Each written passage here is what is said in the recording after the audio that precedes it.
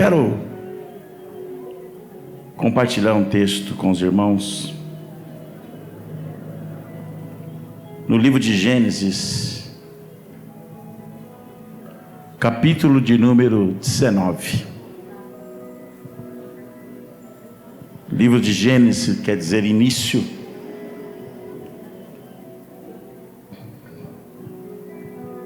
Essa palavra já está há algum tempo no meu coração. Nós fomos, acho que foi, não sei se foi no começo do ano, nós fomos participar da consagração de alguns obreiros da nossa casa. E o nosso pastor Paulo Lutero, ele trouxe uma breve palavra sobre esse texto. E desde aquele dia esse texto ficou no meu coração. E ontem eu estava preparando o sermão para hoje, e essa palavra veio, eu li, reli, escrevi algumas coisas, e quero compartilhar com vocês hoje. O texto sagrado vai nos dizer assim: os dois anjos chegaram a Sodoma ao anoitecer, e Ló estava sentado à porta da cidade. Quando os avistou, levantou-se e foi recebê-los. Prostrou-se com o rosto em terra e disse: meus senhores, por favor, acompanhe-me à casa do seu servo. Lá poderão lavar os pés, passar a noite e pela manhã seguir o caminho. E eles responderam: não, passaremos a noite na praça. Ló, porém, insistiu, tanto que eles o acompanharam e entraram na casa dele. Então preparou-lhes um banquete e assou pão sem fermento, e eles comeram. E ainda não tinham ido se deitar, quando todos os homens de toda a parte da cidade de Sodoma, dos mais jovens aos mais velhos, cercaram a casa. Chamaram Ló e lhe disseram: onde estão os homens que vieram à sua casa esta noite? Traga-nos até nós, aqui fora, para que tenhamos relações sexuais com eles. Ló saiu da casa, fechou a porta atrás de si. E lhes disse: por favor, meus irmãos, não façam esse mal. Olhem, tenho 2 filhas que ainda são virgens. Vou trazê-las para vocês e façam com elas o que for bom aos seus olhos. Mas não façam nada a estes homens, porque se acham debaixo da proteção do meu teto. Sai da frente, replicaram e acrescentaram: este homem chegou aqui como estrangeiro e agora quer ser o juiz. Faremos a você pior do que a eles. Então empurraram Ló com violência e avançaram para arrombar a porta. Nisso, os 2 homens estenderam os braços para fora, puxaram Ló para dentro da casa e fecharam a porta. Depois feriram de cegueira os homens que estavam à porta da casa, dos mais jovens aos mais idosos, de maneira que não conseguiram encontrar a porta. Os 2 homens perguntaram a Ló: você tem mais alguém na cidade? Genro, filho, filhas, ou qualquer outro parente? Tire-os daqui, porque estamos para destruir este lugar. As acusações feitas ao Senhor contra este povo são tantas que ele nos enviou para destruir a cidade. Então Ló foi falar com seus genros, os quais iam casar-se com suas filhas. Ele disse: depressa, saiam deste lugar, porque o Senhor está para destruir a cidade. Contudo, pensaram que ele estava brincando. Ao raiar do dia, os anjos insistiram com Ló, dizendo: depressa, leve daqui sua mulher e as suas 2 filhas, ou vocês também serão exterminados quando a cidade for castigada. Como ele hesitava, os homens agarraram Ló, a sua mulher e as 2 filhas pela mão, e tiraram elas dali, e deixaram fora da cidade, porque o Senhor teve misericórdia deles. E assim que os tiraram da cidade, um deles disse a Ló: fuja, por amor da sua vida. Não olhe para trás e nem pare em lugar nenhum da planície. Fuja para as montanhas, ou você será exterminado. Ló, porém, disse: não, meu senhor, o seu servo teve o seu favor, e a sua lealdade comigo foi grande, para poupar minha vida, mas não consigo fugir para as montanhas, que antes que a destruição me alcance e eu morra. Aqui perto é uma cidade pequena, está tão próxima que dá para correr até lá. Deixe-me ir para lá, é pequena e nela estarei a salvo. Está bem, respondeu ele, também atenderei a esse pedido, não destruirei a cidade da qual você fala. Fuja depressa, porque nada poderei fazer enquanto você não chegar lá. Por isso a cidade foi chamada de Zoar. E quando Ló chegou em Zoar, o sol já havia nascido sobre a terra. Então o Senhor fez chover fogo e enxofre do céu sobre Sodoma e Gomorra. E assim ele destruiu aquelas cidades e toda a planície, com todos os habitantes das cidades e a vegetação que crescia no solo. A mulher de Ló, porém, olhou para trás e se transformou em uma coluna de sal. Amém? Amém. Fiz questão de ler boa parte do texto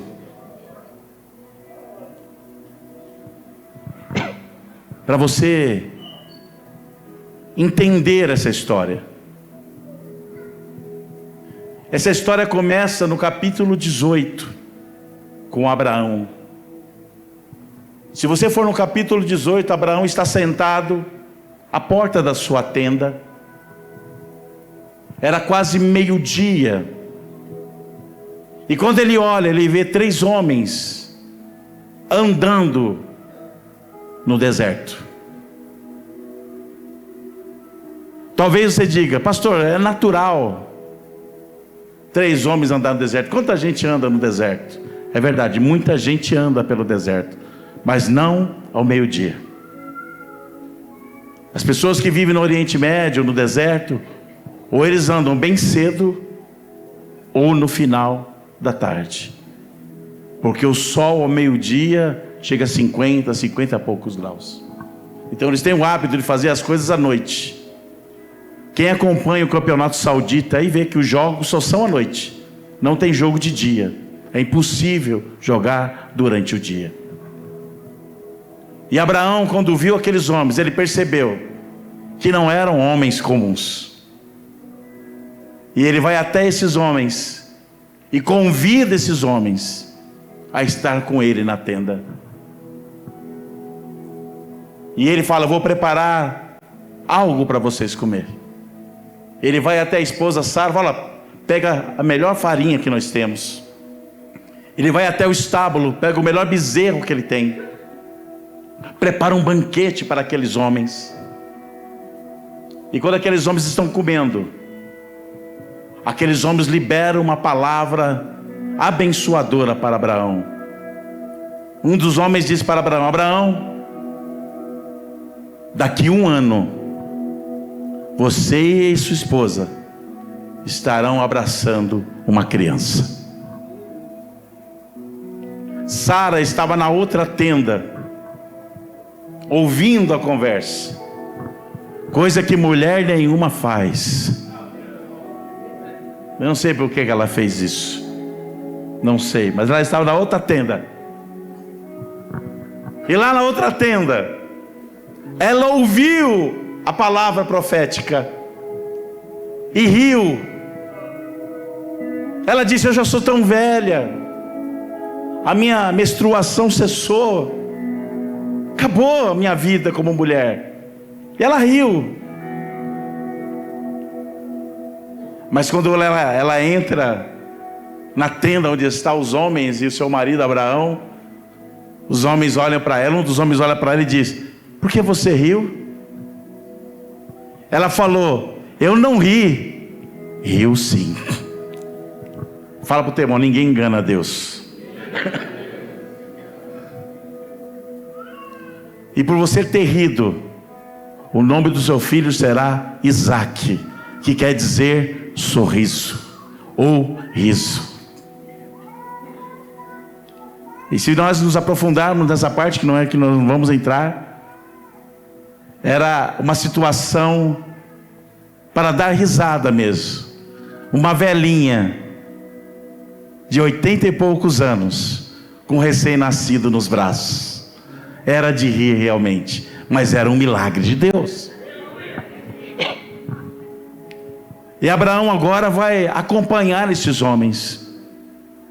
Eles estão indo embora. E de longe eles veem as cidades de Sodoma e Gomorra. E o texto vai dizer que Deus vai falar: olha, eu tenho algo por fazer, e eu não posso fazer sem falar com Abraão, porque Abraão é meu servo, ele precisa saber o que eu estou fazendo. E aí os anjos vão dizer para Abraão: nós estamos indo agora para Sodoma e Gomorra, porque chegou diante de Deus os pecados que têm acontecido nessas cidades. São pecados devastadores. E Deus não vê solução, e Deus vai destruir essas duas cidades. E aí, irmãos, eu quero fazer uma parada aqui. Abraão esperava por uma bênção há 100 anos. E nesse dia, Deus entrega a bênção para ele e para a esposa. Olha, Abraão, a promessa ainda está viva. Você consegue olhar para alguém e dizer: meu irmão, a promessa ainda está viva. Talvez aos olhos seja impossível, mas Deus está dizendo: a promessa ainda está viva.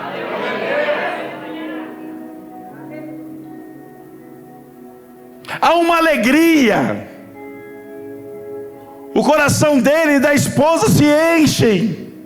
Eu creio que há lágrimas, há um mover naquele momento. Mas agora Abraão recebe a informação que Deus aí iria destruir Sodoma e Gomorra. E Abraão ora a Deus, ele clama ao Senhor. E Abraão vai dizer: Senhor, se houver 50 justos lá, o Senhor ainda destruiria as cidades? E Deus fala: não, Senhor. Deus diz: não, se tiver 50, eu não destruo. Eu não destruirei o justo com o injusto. Aí Abraão fala assim: e se tiver 45? Também não destruo. E se tiver 40? E aí nós vai lendo, Abraão chega até 10. Sabe o que eu acho interessante desse texto? Qualquer outra pessoa, talvez, ao receber uma benção e abraçar a benção dele e falar: cada um que se vira com o seu problema. Mas Abraão teve um sentimento que todos nós temos de ter: eu não quero ser só eu abençoado, eu quero que todos sejam abençoados. Não quero só eu ter um carro novo, eu quero que todos tenham um carro novo.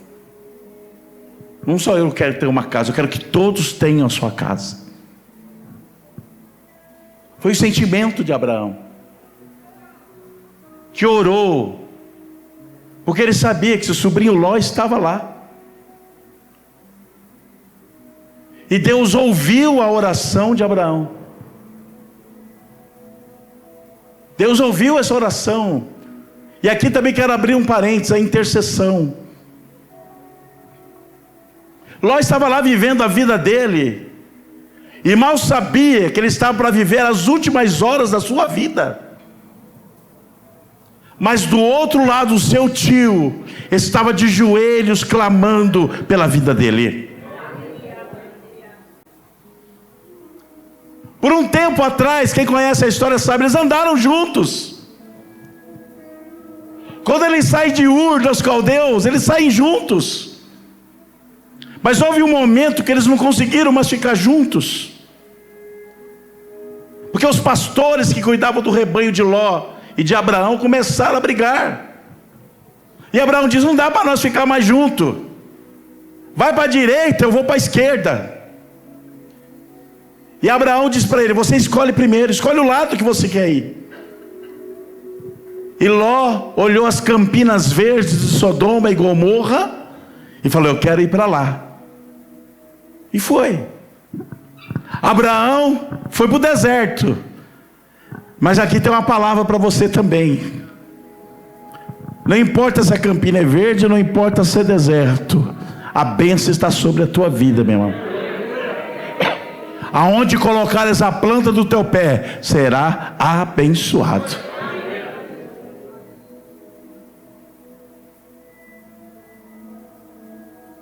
Eles já estavam separados.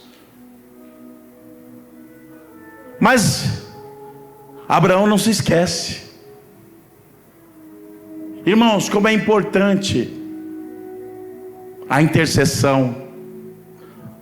Talvez há pessoas que digam assim: ah, pastor, eu não tenho alvos de oração, eu não tenho por que orar. Meu amigo, tem muita gente que precisa da tua oração. Tem muita família que precisa da tua oração. Tem muita gente lá no seu trabalho, na sua escola, que estão caminhando para o inferno e precisam do seu clamor. Precisam da sua lágrima ao lado da sua cama, ali no seu sofá, não sei onde você habitua a orar, mas há tantas vidas padecendo, e a sua oração pode mudar a história de alguém. Sabe por que eu estou aqui? Porque alguém orou por mim.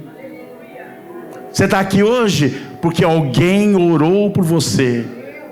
Então você diga: pastor Marcos, eu não pedi. Eu também não pedi, mas mesmo assim Deus moveu corações. Você já imaginou alguém levantar de madrugada, não para orar pelo marido, não para orar pela esposa, não para orar pelos filhos, mas orar por um desconhecido? Só Deus faz isso, irmãos. Só Deus faz isso. Muitas vezes eu chego em algum lugar, vou pregar em alguma igreja, e no final alguns irmãos me seguem e falam: pastor, eu tive um sonho com o senhor, e nesse sonho Deus mandava orar por ti, e eu levantei e orei. Eu não sabia por quê, mas Deus mandava orar. Porque enquanto você ora, laços estão sendo cortados, setas inflamadas do maligno estão sendo repreendidas.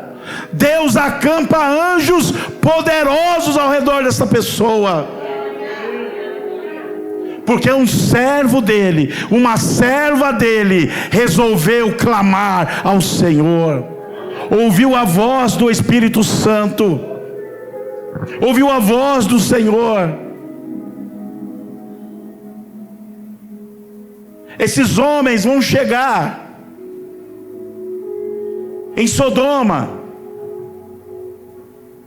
e Ló também vai identificá-los.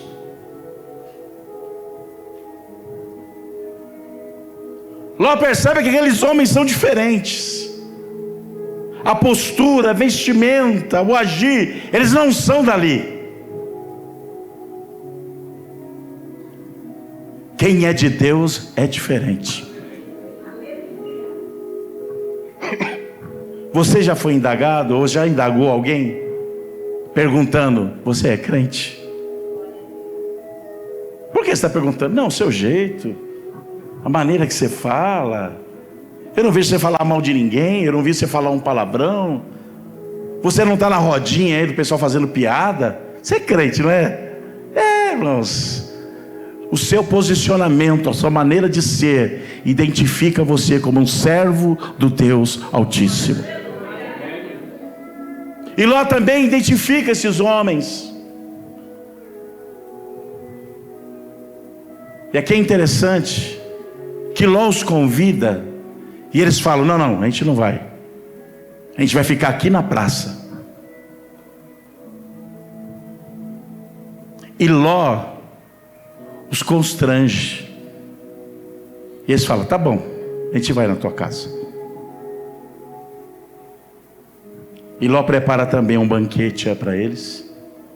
Ló diz para eles: não, vocês comem, dormem, e amanhã vocês seguem viagem. Vou falar algo para você aqui. Talvez você já tenha vivido o que eu vou falar agora. Quando você convida Jesus para entrar na sua casa, o inimigo se ira com você. Quando você convida Jesus Cristo para fazer parte da sua família, o inferno vai se levantar contra você. Enquanto você andava lá no mundão, o diabo nunca se preocupou. Você está perdido mesmo? Mas o dia que você falou: Jesus, eu te recebo como meu único e suficiente Salvador, eu tenho certeza que a partir deste dia você passou por alguns reboliços, você passou por algumas lutas, por alguns levantes, até mesmo dentro da sua própria casa, no meio da sua própria parentela, pessoas se levantaram contra você, porque agora você leva a marca da promessa. Quando Ló coloca esses dois homens para dentro, toda aquela cidade mundana, endemoniada, vem à porta da casa de Ló, bate na porta, gritam. A Bíblia diz desde os novos até os velhos. Ló sai para fora, fecha a porta por detrás dele para que aqueles homens não entrem. E aqueles homens dizem para Ló: nós queremos os dois homens que entraram aí. Nós queremos ter relações sexuais com ele.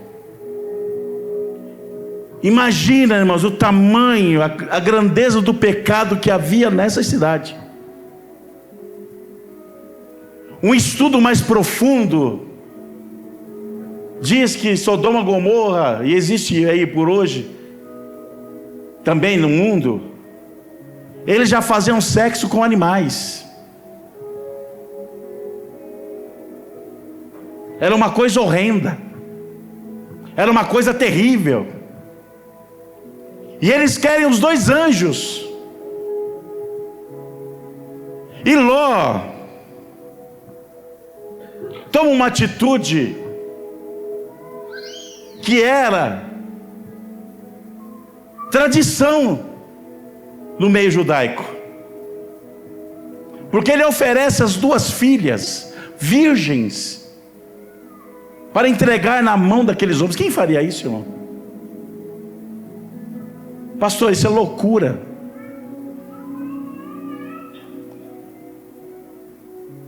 Mas o judeu tem isso.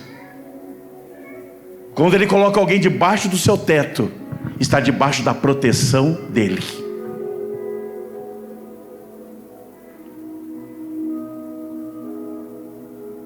E quando os homens se levantam contra Ló e empurram: nós não queremos suas filhas. Agora nós queremos você e vamos fazer com você pior do que iríamos fazer com eles. E no momento mais crucial, aqueles homens abrem a porta, puxam Ló, fecham a porta. E o texto que nos acabamos de ler diz que eles vão levantar as mãos. E Deus vai dar uma cegueira em todos aqueles homens. Como assim, pastor? Eles não acham mais a porta. Você consegue entender isso? Eles estão na frente da casa, mas a casa agora não tem mais porta para eles. Eles olham para o lado, olham para o outro, não tem mais porta, Jerusalém. Eles começam a tatear: cadê as portas? Cadê? Não tem mais porta. Deus fez eles ficar cegos. Irmãos, eu louvo ao Senhor, porque quando Deus quer te esconder, ninguém te acha. Quando Deus te esconde, ninguém te acha. O inimigo pode tentar, pode correr atrás de você, mas se Deus te esconder debaixo das asas dele, o Salmo 91, aquele que habita no esconderijo do Altíssimo, a sombra do Onipotente descansará. Oh, glória a Deus!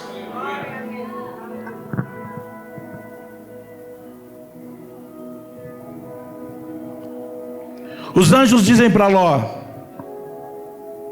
você tem mais parente? Você tem mais alguém na cidade? Diga para eles irem embora.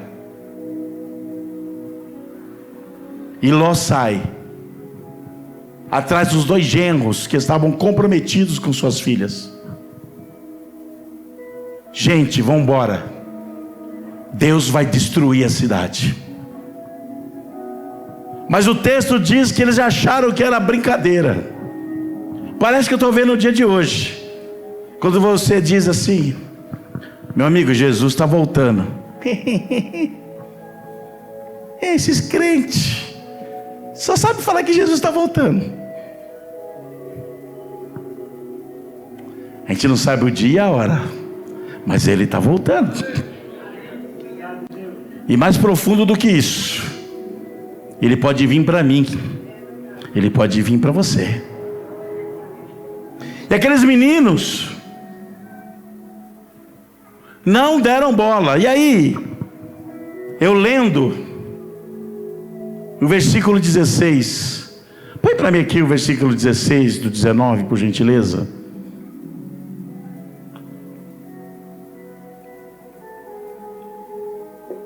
Deixa eu ver como é que está a tradução aqui. Vamos ler todos juntos? 1, 2, 3.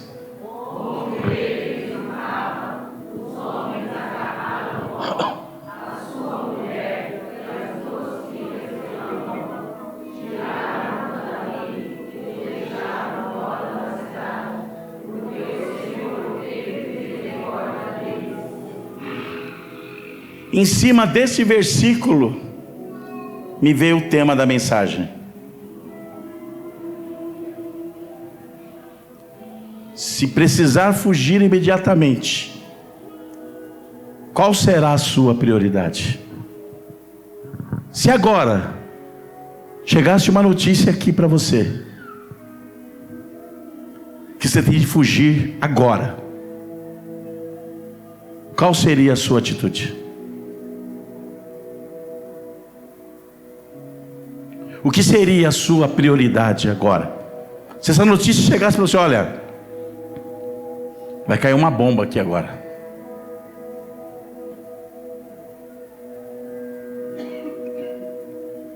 O texto vai dizer, do verso 16, que Ló hesitava. O que é hesitar? É duvidar, é estar preso.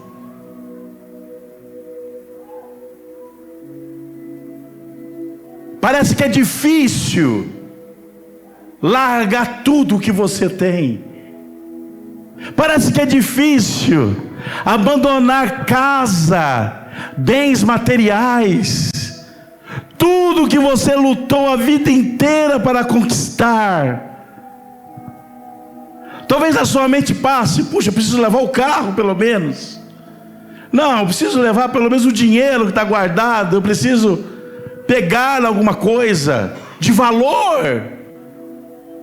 E nós nos esquecemos daquilo que realmente tem valor.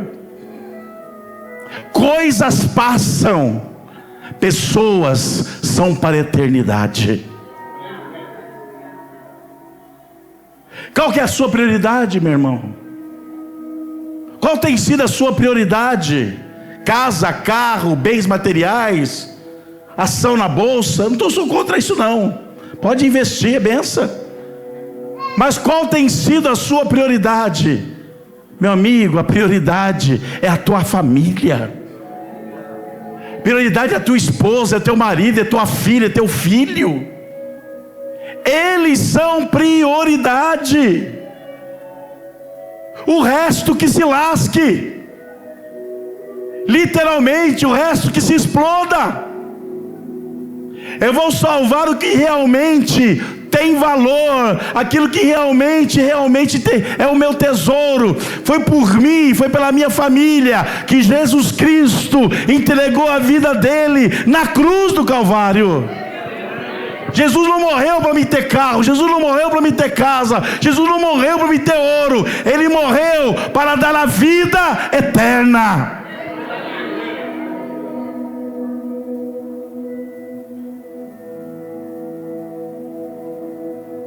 Os anjos pegaram Ló à força, pegaram a mulher à força, pegaram as filhas e arrancaram de dentro de casa.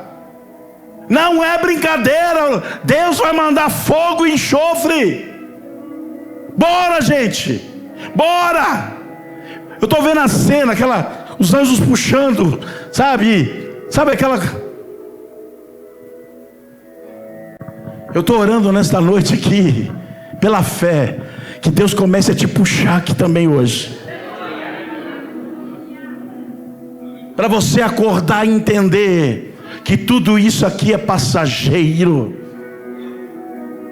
que tudo isso aqui, irmãos, tem seu valor aqui no mundo, mas para Deus não tem valor nenhum.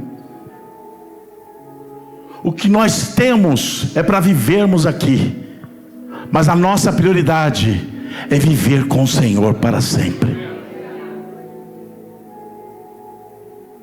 Não é o que Abacuque fala na sua oração no capítulo 3? Ainda que a oliveira minta, ainda que a ovelha seja tirada do curral, ainda que o fruto da vide minta, todavia eu me alegrarei no Senhor.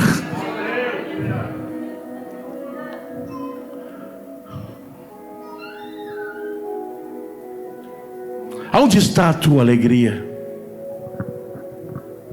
A Bíblia vai dizer que onde estiver o seu coração, ali está o seu tesouro.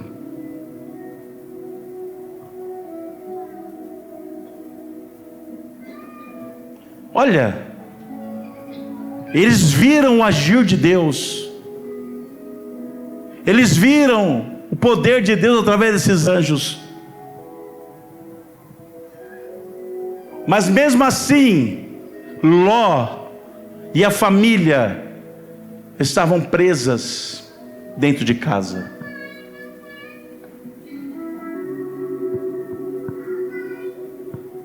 Alguém pode pensar assim: pastor, devia ter largado lá. Mas sabe por que não largou? Porque aquele que orou por eles ouviu uma resposta de Deus. E a resposta de Deus qual que foi? Vou livrá-los. Filho amigo, se você é alvo de oração, diga para alguém: se você é alvo de oração de alguém, se prepara, Deus vai te arrancar da onde você estiver. Eita Deus! Se você tem colocado alguém debaixo do teu joelho, se você tem clamado pela vida de alguém, se você tem chorado por alguém, ouça a palavra do Senhor nesta noite. Deus vai arrancar de dentro do buraco aonde ele estiver.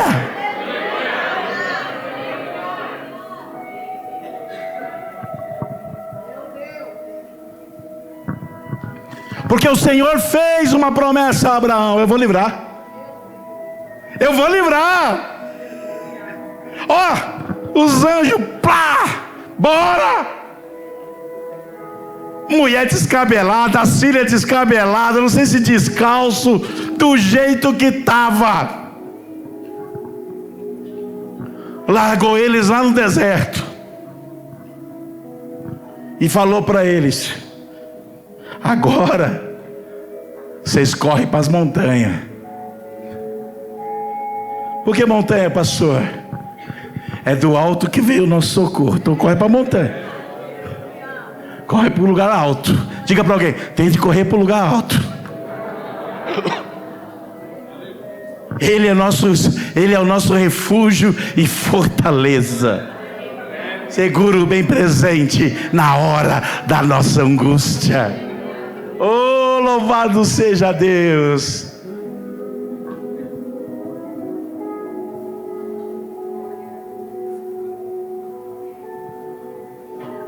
Mas Ló, irmão, Ló é um cabra difícil, hein?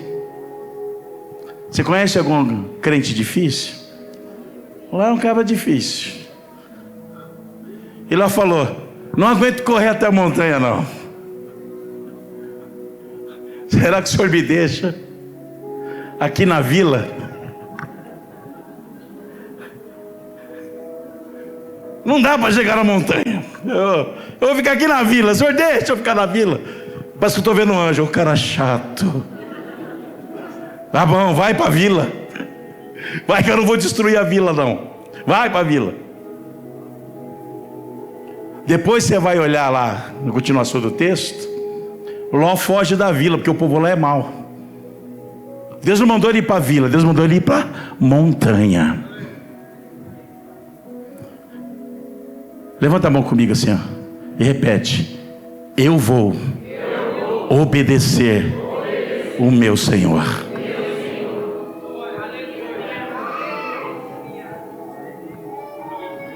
Não é do seu jeito, irmão, é do jeito de Deus. E a Bíblia diz que no meio do caminho, a esposa de Ló olha para trás.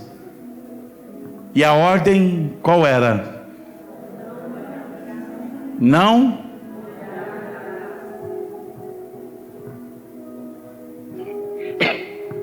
Só esse versículo já daria um sermão.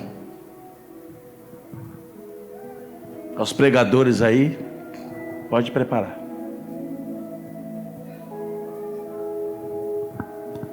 Não adianta eu estar aqui se meu coração ainda está lá.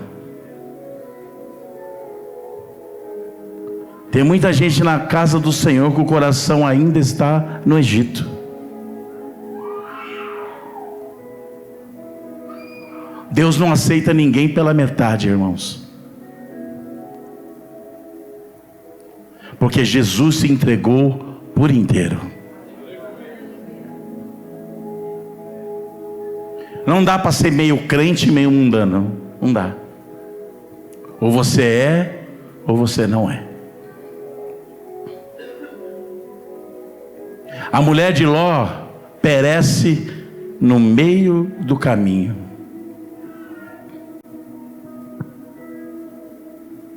Quantos vão ficar no meio do caminho? Quantos vão ficar? E eu me lembro de novo da oração de Abacuque: aviva a tua obra no meio dos anos. Todo mundo começa bem, todo mundo começa cheio de Deus, mas quando chega na metade do caminho, começa a haver um esfriamento, uma dispensação, e as pessoas vão perdendo a força e começam a desejar voltar para trás, assim como o povo fez no deserto com Moisés. No meio do caminho muitos falaram: por que a gente não volta? Vamos voltar para comer cebola de novo, para ser escravo do Egito. Vamos voltar. Quantos ainda estão debaixo de uma promessa, estão debaixo de uma bênção, mas ainda estão amarrados com o mundo? Que nesta noite, que o cordão umbilical espiritual que você tinha com o mundo seja cortado em nome de Jesus nesta noite. Lá não tem mais nada de bom para você. Mas o meu Cristo, o seu Cristo, tem vida e vida com abundância. A esposa de Ló não chegou. Puxa vida, ela foi tirada da casa, estava com a bênção na mão, estava com a vitória nas mãos, e no meio do caminho desejou voltar. Que eu, começando por mim, e a cada um que está aqui nesta noite, só deseje uma coisa na sua vida, irmão: estar aos pés do nosso Salvador.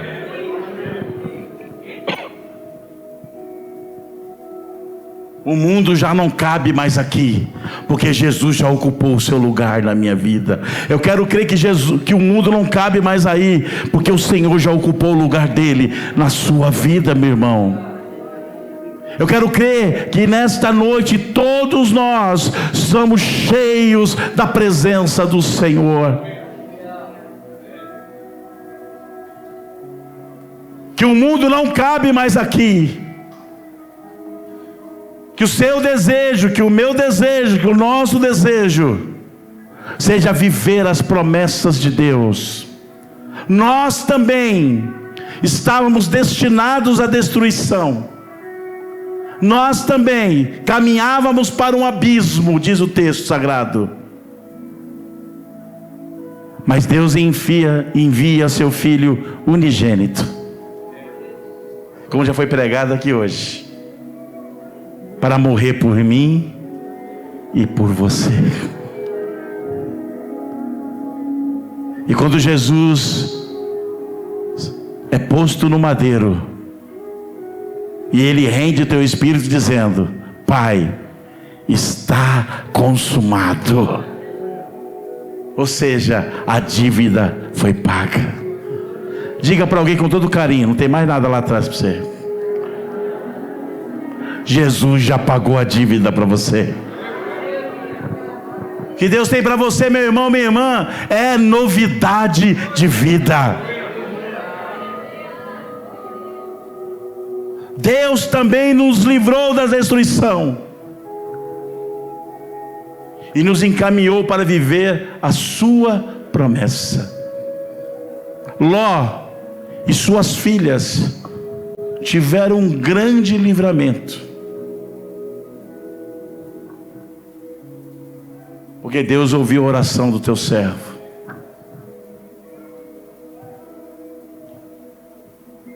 E mesmo a força, Deus os tirou. E mesmo tirando a força, um ou uma se perdeu. Porque o que é para Deus fazer, Deus vai fazer. Agora o que é para mim fazer, eu preciso fazer. Faça a sua parte, porque Deus já está fazendo a parte dele. Fique firme na presença do Senhor, porque todos os dias Deus está nos dando livramento, Deus está nos dando escape. E aproveite, repito, ore, seja o intercessor da tua casa, seja o intercessor da sua família. Não desista do seu filho, não desista do teu marido, não desista da sua esposa. Porque como eu preguei aqui, não o que eu penso, mas o que a Bíblia diz: se o anjo tiver de arrancar, vai arrancar, e vai trazer para a glória de Deus. Assim foi comigo, assim foi com meu pai, assim foi com meu irmão, assim será na sua casa. Deus nos arranca e nos coloca na presença dele. E como eu sou grato a Deus, como eu sou grato a Deus, por Deus ter me trazido de volta. Estava perdido, como ovelha perdida, mas Ele me achou e me trouxe para o aprisco de volta. Hoje você está aqui, mas talvez você pense: Pastor Marcos, tem tanta gente na minha casa, Mas hoje Deus começa um grande mover lá na sua casa, um grande mover na sua família. Toma posse desta palavra, toma posse dessa promessa sobre a tua vida. Aplauda o nome do Senhor Jesus.